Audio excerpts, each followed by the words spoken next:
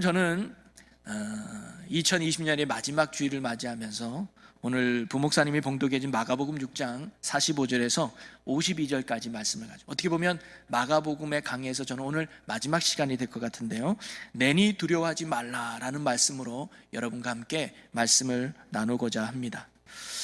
여러분, 어느 백만장자가 파티를 열었다고 그래요, 집에서. 그래서 그 백만장자 그 집에는 수영장이 하나 큰 게 있었어요.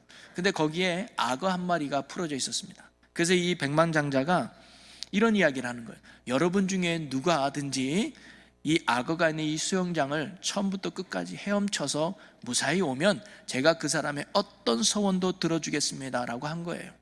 그러니까 사람들이 서로 눈치만 보고 머뭇머뭇하고 있었는데 어떠한 사람이 풍덩하고 빠지는 거예요. 그리고는 열심히 헤엄을 칩니다. 그리고는 정말 그 끝에까지 무사히 도착을 한 거예요. 이 주인은 너무 기뻐서 아니 내 당신 소원 하나 들어주겠다고 뭐든지 말해보라고. 그랬더니 이 사람이 혹시 집에 총이 있냐고 물어요. 총 있다고. 그거 좀 갖다 달라. 그 총을 갖다 주니까 이 사람이 뒤를 돌아서 많은 사람을 향해서 이렇게 말하는 거예요. 누가 나 밀었어요? 이렇게 말해요. 나 민 사람 나와. 그러니까 자기가 빠지려고 했던 것이 아니라 누군가 밀어서 어쩔 수 없이 빠지게 되고 어쩔 수 없이 헤엄쳐서 무사히 나왔다는 거죠. 물론 웃기는 얘기이긴 하지만 저는 오늘 제자들이 그런 상황인 것 같아요. 자신들이 선택한 것은 아닌데 예기치 않는 풍랑을 만나서 예기치 않는 고난 속에 빠져서 힘들어하는 제자들의 모습을 오늘 우리는 본문에서 만나볼 수 있죠. 자, 오늘 말씀은 오병이어 사건이 일어난 후에 일어난 일을 기록하고 있습니다. 여러분, 오병이어가 어떤 일입니까? 제자들에게 있어서는 정말 놀라운 일이죠. 예수님이 어떤 분인지를 정확하고 분명하게 보여주는 놀라운 사건이 오병이어였습니다. 바로 이 땅에 생명의 양식으로 오신 생명의 주가 되시는 예수님을 보여주는 사건이 오병이어 아닙니까? 오병이어, 그 말도 안 되는 걸 가지고 5천 명이 배불리 먹고 무려 12강준이나 가득 채우는 그런 놀라운 역사를 이루신 생명의 주가 되시는 예수님을 보여주는 사건이었죠. 그래서 제자들은 다 이 사건을 잊지 못해서 사복음서에 유일하게 기록되고 빠지지 않았던 사건이 바로 오병이어의 일이었습니다. 제자들도 이 일을 겪고 너무 흥분되고 너무 좋았을 거예요. 야, 내가 믿는 예수가, 내가 따르는 예수님이 이런 분이었구나. 야, 우리가 예수님 따르기를 잘했구나. 이런 소망과 기쁨으로 아마 오병이어를 누리고 있었을 겁니다. 자, 그런데 이 일이 있은 후에 제자들에게 어떤 일들이 일어났는지를 오늘 우리가 말씀 속에서 한번 생각해 보려고 하는데요, 먼저 보니까 이들은 급하게 예수님에 의해서 그 자리를 떠나야만 했다는 거예요. 자, 45절을 읽어볼까요? 예수께서 즉시 제자들을 재촉하사 자기가 무리를 보내는 동안에 배 타고 앞서 건너편 벳세다로 가게 하시고. 갑자기 예수님이 오시더니 제자들을 재촉한다 그랬어요. 즉시 재촉한다. 이 말은 뭐냐면 지체하지 않고 빨리 그들을 강제로 떠나보냈다는 거 아닙니까? 즉 내어 쫓듯이 제자들을 빨리 여기를 떠나라고 예수님이 재촉하신 거예요. 제자들은 영문도 몰랐을 거예요. 그냥 떠나라고 하니까 떠나야만 했던 것 같아요. 마가복음에서는 왜 예수님이 빨리 그것을 떠나라고 했는지 구체적인 이유는 나오질 않아요. 그런데 동일한 말씀이 기록되어 있는 요한복음에 보면 그 이유를 우리가 알 수가 있는데, 요한복음 6장 15절에 보니까 그러므로 예수께서 그들이 와서 자기를 억지로 붙들어 임금으로 삼으려는 줄 아시고 다시 혼자 산으로 떠나 가시니라. 사람들이 오병이어의 기적을 경험한 후에 예수님을 억지로 임금 삼으려고 했다는 거예요.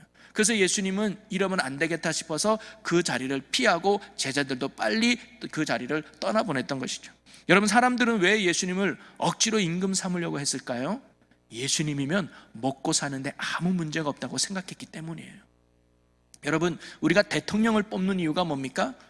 어느 대통령이 나를 더 잘 먹고 잘 사게 해줄까? 나를 더 행복하게 해줄까? 그런 이유로 우리가 대통령을 뽑는 거 아니겠습니까? 사람들이 임금을 세우려는 것도 그거예요. 예수님이라면 우리 먹을 거 걱정 안 해도 되겠다. 야, 오병이어로 5천 명이나 배불리 먹이고 12강준이나 남게 하는 놀라운 능력의 저 주님이라면 정말 우리 걱정 없이 살겠구나. 먹는 것 때문에 다툰 일 없고 먹는 것 때문에 땅을 차지하기 위해서 전쟁할 일도 없겠구나. 저분이라면 내 인생을 정말 잘 먹고 잘 살게 해주겠다라고 하는 소망의 마음으로 예수님을 억지로 임금 삼으려고 했던 것이죠. 이는 예수님을 정치적 메시아나 세속적인 왕으로 삼으려고 했던 것입니다. 그러나 이것은 예수님이 이 땅에 오신 궁극적인 목적은 절대 아니었던 것이죠. 예수님은 단순히 이 땅에 육신의 만족과 세속적 풍성함을 위해 오신 분이 절대 아니라는 것입니다. 이 땅에서 잘 먹고 나를 배부르게 하시려고 예수님이 이 땅에 오신 것이 아니라는 거예요. 우리를 죄로부터 건져주셔서 죽었던 우리의 영혼을 살려서 하나님 나라에 입성하여 하나님의 자녀로 살게 해주시려고 예수님이 오늘 우리에게 오셨단 말이죠. 한마디로 말하면 육신의 구원이 아니라 우리의 영혼을 구원을 하기 위해서 예수님이 오신 것입니다. 육신의 풍성함이 아니라 영혼의 풍성함을 누리게 하시려고 예수님이 오셨다는 것이죠. 그리고 예수님은 자신을 왕으로 삼으려고 하는 이런 분위기 속에서 제자들이 걱정이 되셨던 거예요. 여러분, 사람들이 예수님을 억지로 왕을 세우려고 하니까 제자들을 꼬시지 않았겠어요? 당신의 스승이 왕이 돼야 돼. 당신의 스승이 왕이 되면 우리도 잘 먹고 잘 살 수 있고 당신들은 뭐예요? 장관 자리 하나 할 수 있는 거 아니겠어요? 이런 유혹에 제자들도 혹하지 않았을까요? 그래? 듣고 보니 그러네. 예수님이 왕이 되면 나는 문화부 장관 해야지. 나는 무슨 장관이 될 수 있겠네. 이런 교만함과 세속적인 마음이 제자들에게도 들어가지 않았을까요? 근데 이것은 사람 낚는 업으로 제자를 부르신 예수님의 목적과 맞지 않았던 것이죠. 그래서 제자들이 세속화되는 것을 예방하기 위해서 예수님은 얼른 그 자리를 떠나도록 제자들을 재촉했던 것입니다. 어찌 보면 제자들의 변질과 타락을 막기 위해서 말이죠. 근데 그렇게 자신들을 쫓아내는 예수님의 모습이 제자들에게는 다소 섭섭했을지도 모르겠어요. 지금 사람들이 우리에게 박수 쳐주고 있고 사람들이 우리를 잘 대접해주고 있는데 이곳을 떠나라고 하니 그런 예수님이 야속하고 섭섭하게 제자들이 느껴졌을지도 모르겠습니다. 그런데도 제자들은 그래도 예수님의 말씀이니까 그것을 떠나게 되죠. 자, 그런데 뭐예요? 배를 타고 건너편인 벳세다로 가라고 예수님이 말씀하시는 것, 저는 이것이 제자들에게 더 힘든 일이 아니었을까 생각이 들어요. 제자들은 지금 밤이에요. 저녁에 음식을 먹었으니까 시간이 많이 지나지 않았겠습니까? 그러면 어두운 밤이 됐어요. 밤에 다시 배를 타고 갈릴리 바다를 건너가야 된다? 이거 제자들에게 쉬운 일이 아니에요. 왜냐하면 밤길 운전에 안 좋았던 추억이 제자들에게 있기 때문입니다. 우리가 잘 알다시피 마가복음 4장에 예수님과 함께 배를 타고 가다가 풍랑을 만나는 일, 여러분 아시죠? 마치 예수님이 주무시고 계셨을 때 풍랑을 만나서 이 제자들이 죽을 뻔한 일이 있었어요. 여러분, 운전을 안 하고 면허를 안 따는 사람들의 이야기 들어보면 많은 사람들이 뭐냐면 교통사고 후유증 때문에 한번 크게 사고를 나니까 야, 이제 더 이상 운전대 못 잡겠더라. 야, 내가 한번 사고를 나니까 야, 나 운전 못 하겠어. 그러면서 운전이나 또는 면허 따는 것을 주저해요. 왜냐하면 그런 후유증과 두려움이 있기 때문이죠. 제자들도 아마 그날 폭풍으로 만나서 죽을 뻔한 그 일이 기억나서 다시는 밤에 배를 타고 가는 것이 꺼림칙했을 거예요. 그리고 그때는 그래도 예수님이 계셨어요. 비록 주무시고 계셨지만 계셨어요. 그래서 문제를 해결받고 잔잔하게 다시 갈 수 있었어요. 그런데 오늘 말씀에는 예수님이 안 가요. 제자들만 가라고 한 거예요. 나는 다른 데 기도하러 갈 테니까 너희들 먼저 배를 타고 가라는 거예요. 제 예수님이라도 계시면 맞아, 그때 예수님이 계셔서 풍랑이 잔잔했지, 예수님이 계시면 또 괜찮을 거야, 이런 마음을 먹을 텐데 예수님 없이 제자들만 밤에 배를 타고 가라는 거예요. 쉽지 않은 결정일 수 있었겠죠. 그래도 제자들은 예수님의 말씀이니까, 그래도 오병이의 기적을 경험한 능력의 예수님이니까 순종했을 것 같아요. 그래, 예수님의 말씀이라면 별일이 있겠어? 설마 무슨 일이 생기겠어? 그때는 그때고 지금은 다를 거야, 이런 마음으로 제자들은 설마 무슨 일이 생기겠어 하는 마음으로 아마 배를 타고 밤길에 갈릴리 바다를 항해했을 거예요. 여러분, 그런데 설마가 사람 잡는다고 하잖아요. 그들은 아니나 다를까 큰 풍랑을 만나게 됩니다. 48절 초반을 한번 볼까요? 바람이 거스림으로 제자들이 힘겹게 놓아졌는 것을 보시고, 여기서 제자들이 갈릴리 바다 한가운데서 처한 상황을 두 가지로 표현해지는 말이 나와요. 하나는 뭐냐면 힘겹게 노를 저었다는 제자들이에요. 여러분, 이 힘겹다라는 단어의 의미를 보니까 고통을 당하고 있는 이라는 의미가 담겨져 있어요. 그러니까 노젓는 것이 단순히 힘든 게 아니라 고통스럽다는 거예요. 너무 고통스럽다는 거예요. 이 노젓는 게, 왜 이 노젓는 게 고통스럽냐 보니까 그 이유가 바람이 거스름으로 라고 나와요. 이 거스르다라는 의미가 뭐냐면 반대로 불다는 거예요. 한마디로 말하면 바람이 강하게 반대로 불고 있는 거예요. 반대편 맞은편으로 가야 되는데 바람이 반대로 부니까 점점점 배가 뒤로 가서 어디로 부딪힐지 모르는 그런 위험함에 놓여 있으니까 어떻게든 앞으로 가려보려고, 어떻게든 뒤도 안 가려고 이 제자들이 열심히 노를 지었는데 이게 너무 힘들고 고통스러운 거예요. 아무리 노를 저어도 그 바람을 이길 수가 없었던 것이죠. 얼마나 힘들었는지 성경은 그들이 고통스럽게 노를 저었다고 표현해 주고 있는 거예요. 자, 그런데 사실 그 순간 제자들에게 노 젓는 것보다 더 힘든 일이 있었는데, 그게 뭐냐면 이 고생 당하는 일이 예수님 때문에 생겼다라고 생각했기 때문이에요. 여러분, 이 어려움이 예수님의 말씀에 순종했기 때문에 생긴 결과 아니었겠습니까? 아마 제자들은 힘들게 땀을 뻘뻘 흘리면서 이 노를 저을 때 이런 생각 들지 않았을까? 야, 예수님은 참 야속도 하시다. 도대체 예수님은 어디 계시는 건가? 왜 우리만 배를 타고 가라고 해놓고 이 풍랑을 만나게 해놓고 예수님은 편안하게 잠을 주무시고 계시는 건 아닌가? 우리가 이렇게 고난당하는 거 모르고, 우리가 이렇게 아픔 겪는 것도 모르고 예수님은 어디서 뭐하고 있는 거야? 우리는 예수님의 말씀에 순종해서 예수님이 가라고 해서 왔는데 우리는 왜 이런 고난과 아픔을 겪어야 되지 하면서 우리를 이 자리로 인도한 예수님이 야속하고 불만하고 불평의 마음을 제자들이 갖고 있지는 않았을까요? 그런데 이런 제자들의 고통과 아픔을 예수님이 결코 몰랐던 건 아니죠. 그리고 예수님은 그들을 결코 외면치 않으셨습니다. 자, 48절 후반 말씀을 보니까 밤 사경쯤에 바다 위로 걸어서 그들에게 오사 지나가려고 하시매. 여러분, 밤 사경은 로마 시간으로 오전 3시부터 6시까지예요. 그러니까 밤해를 4등분하고 낮을 4등분해서 시간을 말하는데, 밤 사경은 바로 오전 3시부터 6시까지, 어떻게 보면 가장 어두울 때를 말하는 건데, 그때 예수님이 무리를 걸어서 제자들 옆을 지나가고 계셨던 거죠. 그런데 제자들은 그런 예수님을 보고 어떤 반응을 보이느냐? 49절 말씀입니다. 제자들이 그가 바다 위로 걸어오심을 보고 유령인가 하여 소리 지르니 라고 나와요. 그날의 달빛이 얼마나 밝았는지는 모르지만 아마 흐릿했던 것 같아요. 그래서 무리를 걸어오시는 예수님을 보고 제자들이 뭐라고 생각한 거예요? 유령으로 생각한 거예요. 맞죠? 아무리 오병이어로 5천 명을 먹이신 예수님이라 할지라도 그 당시 무리를 걷는다는 것은 도저히 상상할 수 없는 일이었습니다. 무리를 걷는 건 사람이 아니라고 생각했던 거죠. 그래서 예수님을 유령으로 보고 제자들은 소리 질렀다고 나와요. 여기서 이 소리 질렀다는 것은 뭐냐면 헬라어 원어를 보니까 고통 속에 울부짖다라는 의미가 담겨져 있어요. 쉽게 말하면 극심한 공포와 두려움의 표현이 소리 지르라라는 표현으로 나타났던 것이죠. 역풍 때문에 안 그래도 고통스러웠는데 유령까지 나타나니까 제자들은요 기겁한 거예요. 어떻게 보면 실신하기 직전까지 간 제자들의 극심한 두려움의 상태를 지금 말해주고 있는 것이죠.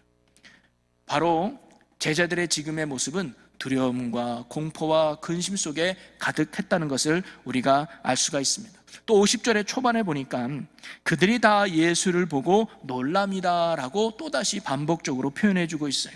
그들이 놀랐다라는 말은 의미는 몹시 흔들리다 이런 의미가 있는데요, 그러니까 제자들은 두려움으로 몸이 벌벌벌 떨었다는 의미겠죠. 근데 제자들이 이렇게 예수님을 보고 놀란 이유가 그가 예수님을 유령이라고 생각했기 때문이라고 그 전인 49절에 이미 밝혀주고 있지 않습니까? 그런데도 마가는 50절에 가서 다시 한번 제자들이 예수님을 보고 놀랬다라고 반복해서 기록한 이유가 있습니다. 그게 뭐냐면 바로 제자들이 예수님을 보고도 예수님을 제대로 깨닫지 못한 그들의 무지함과 연약함을 지금 강조하고 있는 거예요. 바로 몇 시간 전만 해도 오병이어로 5천 명을 배불리 먹이신 능력의 주님을 경험했음에도, 능력의 주님을 보았음에도 불구하고 그들은 예수님을 보고도 예수님인 줄 모르는 그런 영적 무지와 연약함을 지금 마가는 지적하고 있는 것이죠. 사실 성경이 가르쳐주는 제자들의 두려움의 핵심은 유령을 보았기 때문에 두려움이 아니라 예수님을 온전히 보지 못했기 때문에 그들이 두려움 속에 빠졌다라고 말해주고 있는 것입니다. 여러분, 예수님이 지금 바람을 세차게 부는 이 물 위를 걸으시는 거 아니겠습니까? 예수님이 물 위를 걸었다는 것은 무엇을 의미하냐면 예수님은 자연까지도 다스리는 분임을 상징적으로 보여주고 있는 거예요. 아무리 거센 바람이 불어도, 아무리 거센 파도가 일어나도 예수님께는 아무런 영향이 되지 않는다. 오히려 바람과 물도 주님의 능력 안에, 섭리 안에 있다는 것을 보여주는 게 무리를 걸으시는 예수님의 모습이거든요. 제자들은 바로 이 역풍과 이 바람 뒤에 계시는 예수님을 보지 못하고 역풍만 바라보고 있으니 그들은 뭐예요? 두려움에 사로잡혔던 것입니다. 그것을 마가는 지금 지적해 주고 있는 거예요. 여러분, 성경에는 두 가지의 풍랑을 볼 수가 있는데, 하나는 요나가 당하는 풍랑이 있었습니다. 또 하나는 오늘 제자들이 만나는 풍랑이죠. 근데 요나가 만난 풍랑은 우리가 알다시피 불순종에 따른 하나님의 징계의 고난임을 우리가 알 수 있습니다. 그런데 제자들이 만난 풍랑은 어떤 불순종보다는 순종에 따른 결과로 우리가 이해할 수 있죠. 그런데 중요한 것은 이 둘 다 하나님이 풍랑을 일으켰다고 하는 게 중요합니다. 하나님의 섭리와 인도하심 속에 따른 풍랑이었다는 것이죠. 자연을 통치하시는 하나님께서 이 풍랑과 역풍도 주관하고 계심을 알려주고 있는 것입니다. 그런데 제자들은 바로 이 풍랑 뒤에서 지금도 역사하시는 하나님의 섭리를 보지 못하고 풍랑에만 시선을 빼앗기니까 제자들의 마음은 두려웠던 거예요. 그러니 예수님을 보고도 예수님인 줄 알지 못했던 것입니다. 그래서 그들은 역풍 속에서 예수님을 보고도 극심한 두려움에 사로잡히게 됐던 것이죠. 한마디로 그들이 두려워했던 이유는 그들의 시선이 주님을 놓쳤기 때문이에요. 그걸 지금 마가는 말해주고 있는 것입니다. 저는 오늘 이렇게 제자들이 처한 상황 속에서 우리에게 주는 몇 가지 좋은 교훈이 있어 함께 나누길 원하는데요. 첫째는 뭐냐면, 우리의 인생에도 보면 순풍만 부는 게 아니라 역풍도 분다는 것을 가르쳐주고 있어요. 여러분, 배가 항해할 때는 바람이 참으로 중요한 요소가 되죠. 그래서 등 뒤에서 바람이 불면 우리는 정방향으로 잘 갑니다. 그런데 앞에서 바람이 불면 우리는 앞으로 가지 못하고 뒤로 가게 되는 거죠. 인생을 살다 보면 뒤에서 바람이 불든 정풍, 순풍이 불 때가 있어요. 뭔가 착착 맞아 떨어지는 인생을 살아갈 때가 있죠. 상황이나 환경이 내가 바라는 대로, 내가 뜻하는 대로 잘 도와줘요. 내가 뭔가 필요했는데 그 필요를 찾아줄 수 있는 사람을 만난다거나 환경을 만난다거나 그런 경우들이 우리에게 있죠. 뭔가 내가 계획을 했는데 마치 법이 통과가 돼서 내가 계획한 것들이 순조롭게 일이 진행될 때도 있지 않겠습니까? 그것은 인생에 순풍이 불 때예요. 그러면 인생이 잘 나가죠. 그리고 그때 인생은 정말 살맛나요. 할만한 인생이죠. 즐겁죠. 그러나 반면에 우리의 인생에 역풍이 불 때도 있다는 겁니다. 뭔가 자꾸 어긋나요. 생각한 대로, 뜻한 대로 계획해보면 일이 틀어지고 저리 틀어지는 그런 환경 속에 우리가 놓일 때도 있다는 거예요. 뭔가 계획을 했는데 마치 법이 바뀌는 바람에 그 일이 무용지분이 될 때도 있다는 말이죠. 이것은 인생에 어찌 보면 역풍이 부는 것입니다. 그럴 때 참 살기가 힘들죠. 오늘 제자들처럼 열심히 노를 젓지만 전혀 배가 움직이는 것 같지 않고 오히려 힘만 드는, 오히려 뒤로 더 처진 것 같은, 그래서 사는 것 자체가 힘들어지는 우리의 인생, 그런 삶을 살아갈 때도 있다는 거죠. 여러분은 혹시 인생에 어떤 바람이 불고 계십니까? 순풍이 불고 계십니까? 아니면 역풍이 불고 있습니까? 어찌 보면 우리는 코로나라고 하는 인생의 역풍을 맞이했던 것 같습니다. 이 비바람 때문에 올 한 해가 계속 불어오고 우리를 참으로 힘들게 하죠. 세상 사람들도 이 코로나의 역풍 때문에 열심히 일해도 나아질 기미가 보이지 않아요. 그래서 가게들도 문 닫는 가게들이 많이 생기죠. 어떤 사람은 IMF보다 지금이 더 힘들다고 말하는 분도 계십니다. 또 이 역풍 때문에 우리는 어때요? 좋은 예배당을 두고도 가정에서 예배 드릴 수밖에 없는 어려움에 놓이게 되죠. 이 역풍 때문에 우리는 마음껏 만나지도 못하고 마음껏 신앙을 나누지도 못하고 그러다 보니까 신앙이 꼭 정체되는 것만 같은 어려움 속에 우리가 놓여 있죠. 이 역풍 때문에 어찌 보면 우리는 앞으로 나가야 되는데 앞으로 나가지 못하는 어려움 속에 우리가 살아가고 있죠. 참 많은 사람들이 코로나의 역풍으로 인해 힘들고 고달프고 또 어려운 삶을 살아가고 있는 게 현 우리의 상황인 것 같습니다. 자, 그런데 순종하는 삶에도 이런 역풍이 찾아온다는 것을 또 하나 우리에게 가르쳐줘요. 오늘 제자들이 맞이한 역풍은 요나가 맞이한 풍랑과는 다릅니다. 요나는 불순종에 따른 풍랑이었지만 제자들은 그렇지 않았거든요. 제자들은 떠나라는 예수님의 말씀에 떠났고 가라는 예수님의 말씀에 순종하여 배를 타고 갈릴리를 항해했을 뿐이에요. 그런데 그 순종의 길에 뭘 만난 거예요? 역풍을 만나고 고난에 빠지게 됐던 것이죠. 여러분, 우리가 순종하는 믿음의 삶을 살아도 예기치 않은 역풍을 맞이할 수 있는 게 우리의 삶이라는 것을 인정해야 합니다. 코로나의 역풍이 불순종한 사람들에게만 주는 징계의 역풍이 아니라 믿음으로 순종한 사람에게도 오는 하나님의 역풍일 수 있다는 거예요. 중요한 것은 뭐냐면 어떤 고난이든 어떤 역풍이든 어떤 아픔 속이든 그것은 하나님의 섭리 속에 있다는 것을 우리는 결코 잊지 않는 것이 중요합니다. 왜 우리에게 이 역풍을 허락하셨는지, 왜 우리에게 이런 풍랑을 주셨는지, 왜 우리에게 이런 고난과 아픔을 주셨는지 솔직히 우리는 당장 그 뜻은 알 수가 없습니다. 알지 못합니다. 그러나 여전히 나를 사랑하시고 그리고 여전히 나를 인도하시는 선하신 하나님이 계시다는 사실을 우리는 꼭 믿고 흔들림이 없어야 된다는 거죠. 그런데 우리가 혹시 인생의 크고 작은 역풍 속에서 오늘 제자들과 같이 예수님이 계셨음에도 예수님을 온전히 보지 못하며 두려움 속에 살아가고 있는 우리의 연약한 모습이 없는지 돌아보는 이 아침이 되었으면 좋겠습니다. 인생에서 풍랑을 만나는 것은 우연이 아니라 세상의 주관자가 되시는 하나님의 섭리와 계획하심 속에 있는 것인데, 우리가 그런 하나님을 신뢰하고 하나님을 바라보기보다는 역풍의 시선과 역풍의 이 마음을 빼앗겨서 제자들처럼 함께 계시는 주님을 온전히 보지 못하고 유령처럼 착각해서 여전히 두려움과 불안함 속에 살아가고 있는 우리의 연약한 모습, 불신앙의 모습이 없는지 이번이 아침에 돌아볼 수 있는 시간이 되었으면 좋겠습니다. 만약 그런 두려움과 불안함 속에 있다면 우리는 오늘 우리에게 주시는 말씀을 더욱 귀 기울여 봐야 된다는 거죠.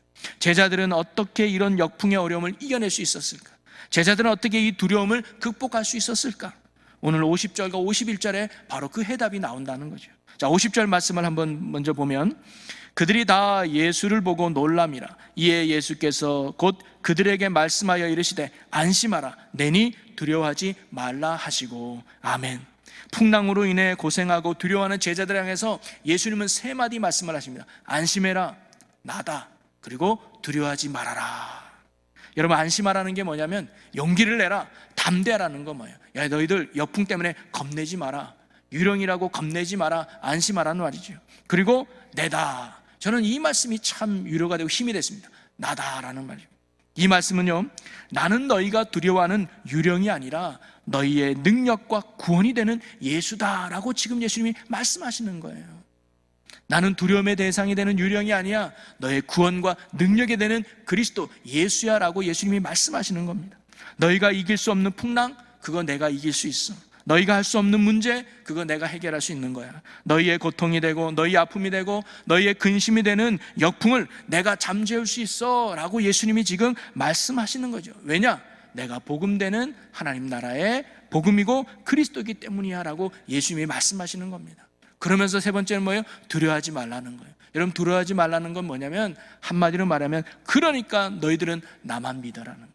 나만 바라보라는 겁니다. 얘들아, 역풍 보지 마라, 파도 보지 마라, 나를 바라보라. 너의 구원이 되고 너의 소망이 되고 너의 능력이 되는 나를 바라보라. 이게 두려워하지 말라는 예수님의 말씀이죠. 제자들은 이런 예수님의 말에 용기를 얻어 그들의 시선이 예수님을 향하게 됩니다. 그리고 예수님을 깨닫게 되죠. 그리고는 예수님을 자기의 배에 모셨습니다. 그랬더니 어떤 일이 일어났느냐? 51절을 함께 읽어봅니다. 배에 올라 그들에게 가시니 바람이 그치는지라 제자들이 마음에 심히 놀라니. 여러분, 예수님을 배에 모시자마자 어떤 일이 일어났어요? 바람이 그쳤다는 거예요. 그렇게 힘들게 노를 저어도 앞으로 나갈 수 없는 크나큰 그 역풍이 예수님을 내 배에 모시자마자 그 바람이 잔잔해졌다는 거예요. 여러분, 이것이 예수님이 우리의 복음 되시는 이유이십니다. 어떤 인생의 역풍도 어떤 인생의 풍랑도 예수님을 모시면 잔잔하게 되는 줄로 믿으시기를 바랍니다. 그래서 마가는 마지막으로 이것을 지금 강조하고 있는 거예요. 오직 우리가 복음 되시는 능력의 예수님만을 바라보자는 거예요. 우리의 삶의 중심에 언제나 예수님을 모시며 살아가자라고 가르쳐 주고 있는 것이죠. 예수님을 모실 때 나를 힘들게 하고 나를 두렵게 하고 나를 억누르게 하고 나를 불안했게 했던 모든 인생의 풍랑들이 다 예수님 때문에 사라지게 됨을 지금 가르쳐 주고 있는 것입니다. 사랑하는 성도 여러분, 예수님이 우리의 진정한 복음 되심을 믿으시기를 바랍니다. 그리고 예수님이 우리의 진정한 그리고 온전한 구원자가 되심을 여러분 꼭 믿으시기를 바랍니다. 여러분, 마가복음은 마가가 누구에게 기록했느냐? 바로 당시 로마의 성도들에게 보내는 말씀이라고 전에 말씀드린 적이 있죠. 근데 지금 그 로마에 있는 성도들이 어떤 상황에 있어요? 예수 믿는 것 때문에 핍박당하고, 예수 믿는 것 때문에 고난당하고, 예수 믿는 것 때문에 어려움 속에 있는 그런 사람들이 바로 로마의 성도들이었습니다. 제자들이 믿음으로 순종했을 때 역풍을 만났던 것처럼 지금 당시 로마 성도들도 믿음을 가지고 순종의 삶을 살았지만 박해와 핍박이라고 하는 역풍을 만났다는 거예요. 그러나 제자들이 그 배에 예수님을 온전히 모셨을 때 바람이 그쳤듯이 사랑하는 로마 성도들이요, 지금 역풍 가운데 힘들고 어려워도 주님을 향한 시선을 놓치지 말라는 거예요. 그리고 여러분의 삶의 중심에 언제나 예수님을 모시고 그렇게 살라라고 강하게 권면하는 것이 오늘 말씀을 기록한 마가의 뜻이라는 거예요. 사랑하는 성도 여러분, 우리도 인생을 살다 보면 크고 작은 역풍을 만날 때가 있죠. 믿음으로 순종하는 삶을 살아도 우리에게 역풍이 찾아올 때가 있습니다. 그 중에 올 한 해 코로나라고 하는 역풍을 우리가 다 만났던 것이죠. 그러나 이것 또한 전능하신 하나님의 섭리와 계획하심 속에 있다는 것을 믿고 풍랑에 우리의 시선을 빼앗기는 것이 아니라 풍랑 뒤에서 역사하시는 하나님을 바라볼 수 있는 믿음의 눈이 저와 여러분에게 있기를 주의 이름으로 간절히 소망합니다. 그리고 제자들이 예수님께 시선을 고정시키고 그리고 그분을 자신들의 배에 모셨을 때 바람이 그쳤다는 사실을 우리가 명심해야 합니다. 우리의 마음에, 우리의 삶의 중심에 언제나 예수님을 모시고 살아갈 때 우리의 인생의 역풍도 잔잔하게 되는 줄로 믿으시기를 바랍니다. 예수님께 해답이 있고 예수님께 능력이 있고 예수님께 생명과 구원이 있음을 결코 잊지 마시기를 바랍니다. 중요한 건 그분을 내 주로 모시는 겁니다. 그분을 나의 능력자로 모시는 겁니다. 그분을 나의 왕으로 모시는 겁니다. 그리고 그분과 동행하고 그분과 함께 사는 삶이 참으로 중요하다는 거죠. 우리는 2020년에 마지막 주일을 보내고 있습니다. 지나간 건 과거일 뿐입니다. 이제 이번 주가 되면 새로운 2021년을 우리가 맞이하게 됩니다. 내년에도 어떻게 보면 우리가 알지 못하는, 예기치 않은 여러 가지 인생의 풍랑, 역풍을 우리가 만날 수 있을 것입니다. 그러나 어떤 어려움 속에 있다 할지라도 참된 구원과 능력이 되시는 예수님을 날마다 바라보시고 그분의 손을 꼭 붙드시고 그분과 늘 동행할 수 있는 제자들과 같은 축복의 삶을 사는 저와 여러분이 되시기를 주의 이름으로 간절히 축원합니다. 그래서 여러분, 어떠한 역풍까지도 잔잔케 하시는 주님의 크신 능력을 날마다 경험하는 승리와 또 이기는 놀라운 구원의 삶을 경험해가며 살아갈 수 있는 저와 여러분의 복 있는 삶, 능력의 귀한 삶이 되시기를 예수님의 이름으로 간절히 축원합니다.